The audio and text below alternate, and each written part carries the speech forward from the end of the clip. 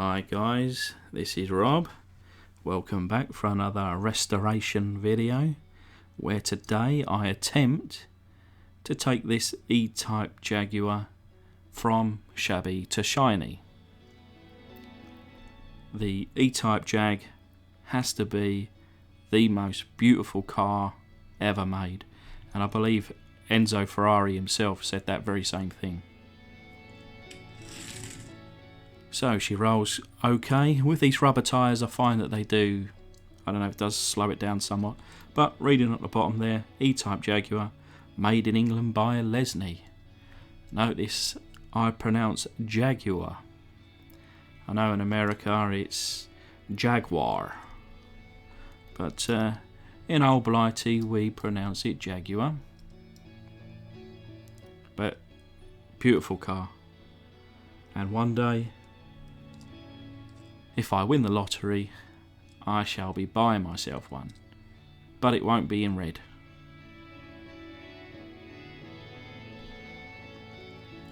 Okay, so let's get some screws into this. So we're going to drill down the centre of the rivet, take off the rivet head, and then tap using some 3-in-1 oil. And now we can see the screws into position. So let's take this apart.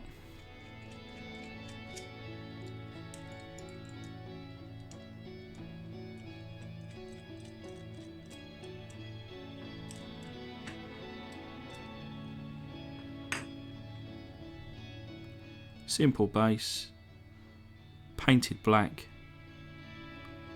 I'm not really a fan of black bases, I prefer unpainted finish, so this will be getting an unpainted base. Cool interior with some nice period seats. At some point I'd like to get into painting those interiors. The glass in good condition. I thought that there may be a crack in the front screen there, but it's more of a deep scratch than a crack, and I do manage to get most of it out. So on to the actual casting itself. Rather simple, no opening. Okay, so we use the caustic soda method to remove the paint.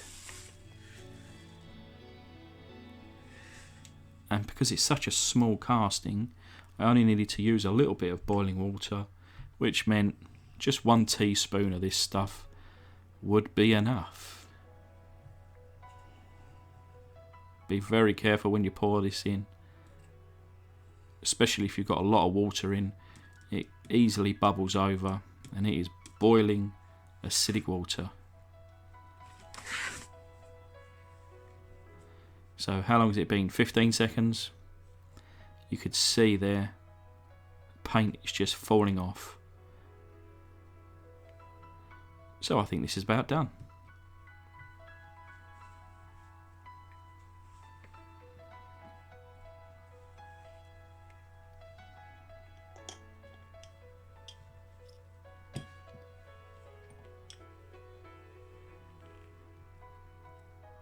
And it just comes off in big old lumps of paint there. So great stuff, but very dangerous. Be careful if you attempt to use it.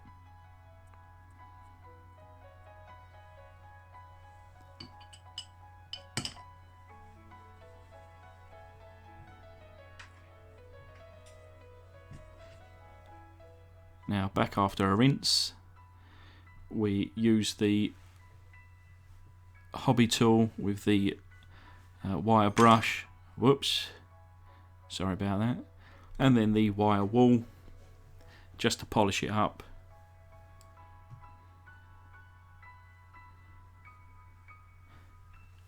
And because this is one of my, I don't know, maybe top 5 favourite castings, I wanted to make some extra effort into cleaning out any defects or burrs that may be left from the original casting. So I'll go at it a few minutes on all little areas like this. And then once it's ready, I went with a light grey primer, and as you can see, using my new forceps there, which I'm already in love with,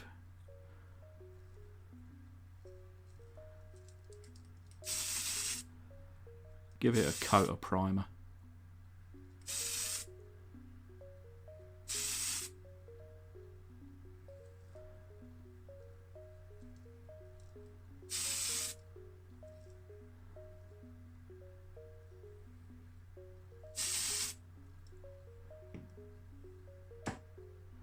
As quick and simple as that.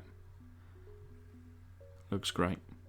So putting the chassis to one side with the tyres on, just to warm through and pop them off, and then remembered that I also need to pop that into the caustic soda bath, and with a bit of a wire wool afterwards, it looked brand new, it looked beautiful.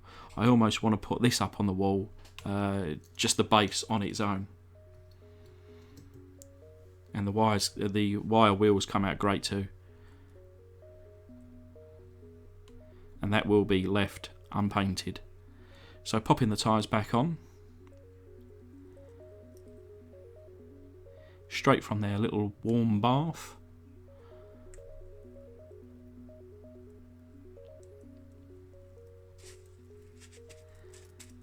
Any excess water. And there we have it with the tyres on. Very nice.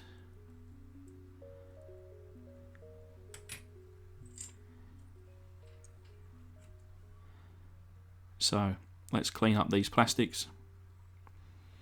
Interior come out looking good as new after using the wife's toothbrush just to scrub away any dirt and grime that were left there.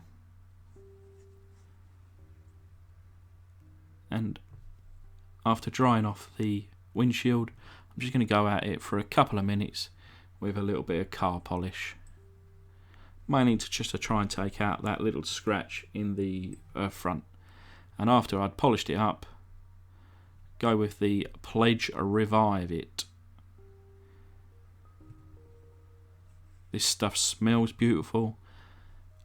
I almost want to taste it.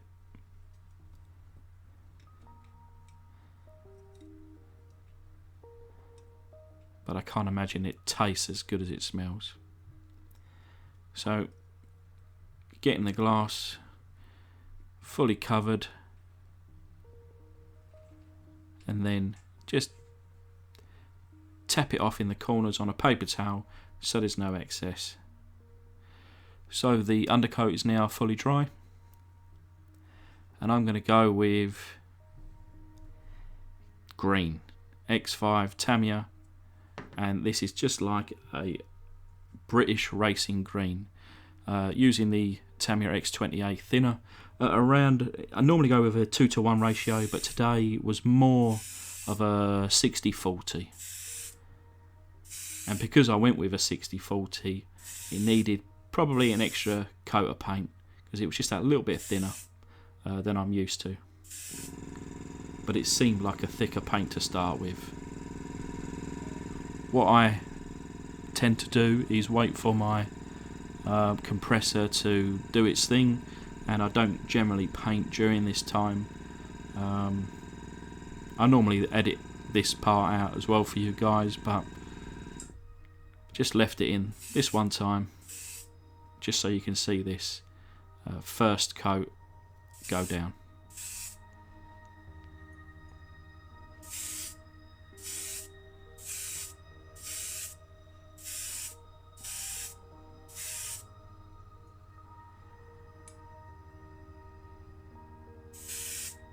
Car stays solid on these forceps,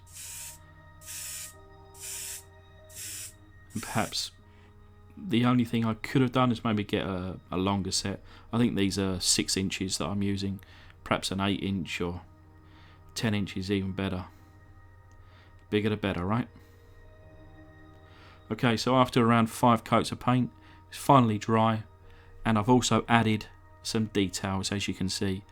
Front lights, a little bit of detail in the grille, bumpers, a little handlebar, or side handles rather, and side blinkers. I remember reading a comment which rung true for me, that if it's not going to be the original colour, it's a custom, go the full hog. You know, if you're going to change the colour of the car, add in these little details, and I think I will do that and take that on board for future. So putting it all back together now. And another thing that you'll notice compared to some previous videos is that I put down a nice clean microfiber towel here, so that I'm not going to introduce any kind of scratches as I am putting in the screws here. So another good idea by someone commenting on previous videos, so thank you. Every comment means a lot to me. Every little bit of help and advice, I take it all on board. So here we have it. My dream car. So as a reminder, this is how she looked. And the result. To me, this is an absolute beauty. And I think not only my favourite restoration so far, I feel like my best restoration so far. Very happy with the result. This is like my dream car, and if I was to have an E-Type, you know, if I was to win the lottery, I would want this one in this colour. So I'm very happy to have painted it in British racing green.